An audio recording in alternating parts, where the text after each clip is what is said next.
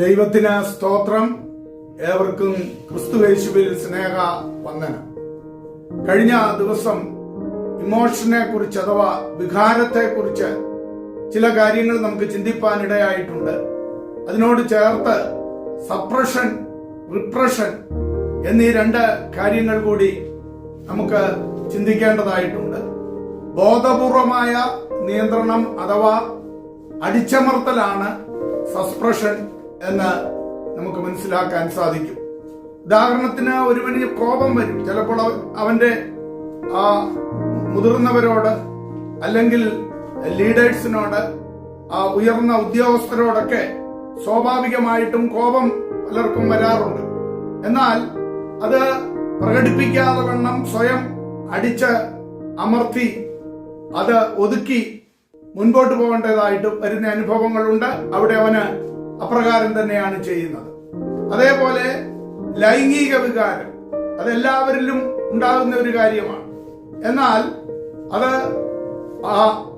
എല്ലായിടത്തും പ്രകടിപ്പിക്കാനുള്ളതുമല്ല. ഒരു മൃഗത്തിന് സ്ഥലകാല ഭേദം ഉണ്ടായിരിക്കത്തില്ല. അതേപോലെ മൃഗതുല്യമായി ജീവിക്കുന്ന അനേകരുണ്ട്. അതാണ് പല പീഡനങ്ങളിലും പിച്ചിച്ചീന്തലിലും കൊലപാതകത്തിലും ഒക്കെ കൊണ്ട് അവനെ അകപ്പെടുത്തുന്നത്. അപ്പോൾ പ്രാകൃത മനുഷ്യൻ വികാരങ്ങൾ നിയന്ത്രണമില്ലാതെ പ്രകടിപ്പിക്കുമ്പോൾ, സംസ്കൃത മനുഷ്യൻ സ്ഥലകാല സാഹചര്യങ്ങളും സാംസ്കാരിക മൂല്യങ്ങളും കണക്കിലെടുത്ത് അവൻ വികാരങ്ങളെ നിയന്ത്രിക്കുന്നതാണ് നമുക്ക് കാണുവാൻ കഴിയുന്നത്. അപ്പോൾ ഏത് ഭക്തന്റെയും ജീവിതത്തിൽ അപ്രകാരമുള്ള വികാരങ്ങളെല്ലാം കടന്നു വരും. പൗലോസ് വെളിപ്പാടുകളുടെ ആധിക്യത്താൽ 3-ാം സ്വർഗത്തോളം എടുക്കപ്പെട്ട പൗലോസ് പോലും പറയുകയാണ്. റോമാലേഖനം 7-ാം അധ്യായത്തിൽ അതിന്റെ 14 മുതലൊക്കെ പറയുമ്പോൾ പൗലോസ് പറയുന്നത്, ഞാനോ ജഡമേ ഇച്ഛിക്കാത്ത തിന്മയത്രേ പ്രവർത്തിക്കുന്നത്, അങ്ങനെ നന്മ ചെയ്യുവാൻ ഇച്ഛിക്കുന്ന ഞാൻ തിന്മ എന്റെ പക്കലുണ്ട് എന്നൊരു പ്രമാണം കാണുന്നു. ഉള്ളം കൊണ്ട് ഞാൻ ദൈവത്തിന്റെ ന്യായപ്രമാണത്തിൽ രസിക്കുന്നു എങ്കിലും എന്റെ ബുദ്ധിയുടെ പ്രമാണത്തോട് പോരാടുന്ന വേറൊരു പ്രമാണം ഞാൻ എന്റെ അവയവങ്ങളിൽ കാണുന്നു. അതെന്റെ അവയവങ്ങളിലുള്ള പാപപ്രമാണത്തിന് എന്നെ ബദ്ധനാക്കി കളയുന്നു. അയ്യോ, ഞാൻ അരിഷ്ട മനുഷ്യൻ, ഈ മരണത്തിന് അധീനമായ ശരീരത്തിൽ നിന്ന് എന്നെ ആർ വിടുവിക്കും? നമ്മുടെ കർത്താവായ യേശുക്രിസ്തു മുഖാന്തരം ഞാൻ ദൈവത്തിന് സ്തോത്രം ചെയ്യുന്നു. അഥവാ കർത്താവായ യേശുക്രിസ്തു മുഖാന്തരം അതിന്മേൽ താൻ ജയമെടുക്കുന്ന അനുഭവങ്ങളാണ്. അപ്പോൾ പൗലോസിൽ പോലും ബുദ്ധിയുടെ പ്രമാണത്തോട് പോരാടുന്ന മറ്റൊരു പ്രമാണം താന് അവിടെ എടുത്തു പറയുന്നതാണ് നമുക്ക് കാണുവാൻ കഴിയുന്നത്. പൗലോസ് മറ്റൊരു ഭാഗത്ത് പറയുന്നത്, താൻ തന്റെ പ്രാണനെ ബന്ധിച്ച് അല്ലെങ്കിൽ അടിമയാക്കുന്നു, എണ്ണിപ്പിച്ച് അടിമയാക്കുന്നു എന്നൊക്കെയാണ് പൗലോസിന് പറയുവാനായിട്ട് ഉള്ളത്. അപ്പോൾ രണ്ടാമത് നമ്മൾ റിപ്രഷനെ കുറിച്ച് ചിന്തിക്കുമ്പോൾ, അപബോധ മനസ്സിൽ നടക്കുന്ന ഒരു പ്രക്രിയയാണ് റിപ്രഷൻ.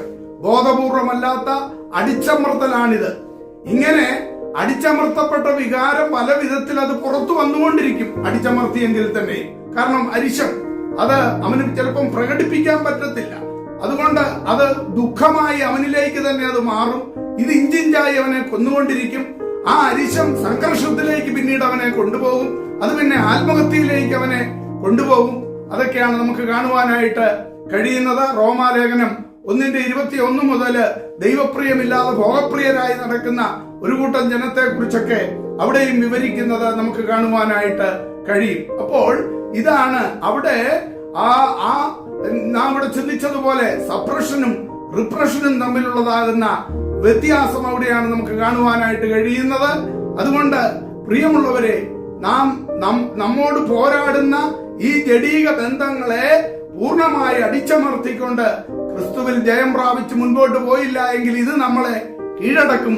പിന്നത്തേതില് അത് നമ്മെ നശിപ്പിക്കും എന്ന് മനസ്സിലാക്കിക്കൊണ്ട് ദൈവവചനത്തിലൂടെ മാത്രമേ നമുക്ക് ഇതിന്മേൽ ജയമെടുക്കുവാനായിട്ട് കഴിയുകയുള്ളൂ എന്ന് മനസ്സിലാക്കിക്കൊണ്ട് ദൈവത്തിൽ ആശ്രയിച്ചുകൊണ്ട് മുൻപോട്ട് പോകാം.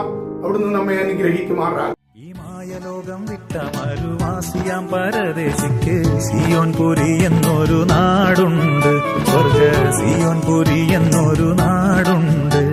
ഈ മായലോകം വിട്ട മരുവാസിയാം പരദേശിക്ക് സിയോൻപുരി എന്നൊരു നാടുണ്ട്, സ്വർഗ സിയോൻപുരി എന്നൊരു നാടുണ്ട്.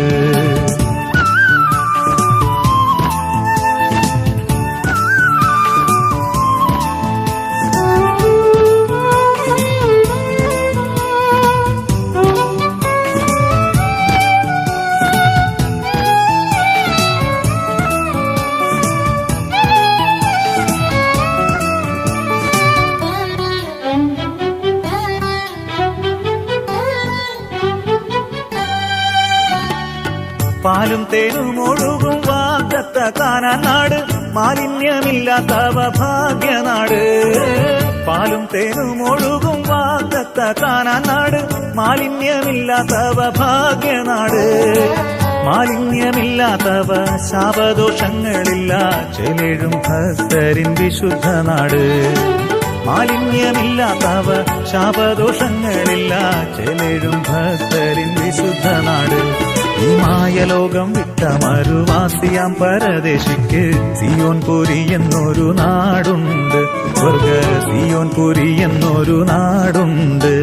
ഈ മായലോകം വിട്ട മരുവാസിയാം പരദേശിക്ക് സിയോൻപുരി എന്നൊരു നാടുണ്ട്, സ്വർഗ സിയോൻപുരി എന്നൊരു നാടുണ്ട്.